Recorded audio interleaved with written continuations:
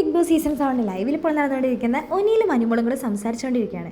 സംസാരിക്കുന്ന ക്യാപ്റ്റൻസി ടാസ്കിനെ കുറിച്ചാണ്. Captaincy task വരട്ടെ, അവരെങ്ങനെയാണ് കളിക്കുന്നതെന്ന് ഞാനത് കാണട്ടെ എന്ന് അനുമോൾ പറയുന്നുണ്ട്. എന്താണെങ്കിലും എൻ്റെ ആഗ്രഹം അക്ബർ ജയിക്കണം എന്നാണ്. ബാക്കിയുള്ള ഇവനൊന്നും ജയിച്ചിട്ട് ഒരു കാര്യവുമില്ല. അല്ലെങ്കിൽ പിന്നെ ഇവള് ജയിക്കട്ടെ. ബിന്നി അപ്പോഴേക്കും അങ്ങോട്ട് വന്നിരിക്കുന്നുണ്ട്.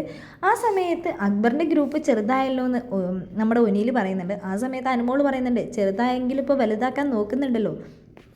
സാബുമാൻ അങ്ങോട്ട് വലിച്ചല്ലോ എന്ന് പറയുന്നുണ്ട്. സാബുമാനെ വലിച്ചെന്നോ? ഇല്ലില്ല, വലിച്ചൂന്നേ.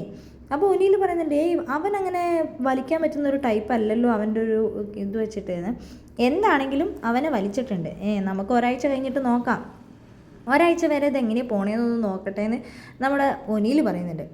ജിഷൻ ഈ ബിഗ് ബോസ് വീട്ടിൽ നിന്ന് പുറത്തു പോയ സമയത്ത് നമ്മുടെ ജിസയിൽ പറഞ്ഞത് ഒരു ബന്ധു പോയതുപോലെയാണ് എനിക്ക് തോന്നിയെന്നാണ്.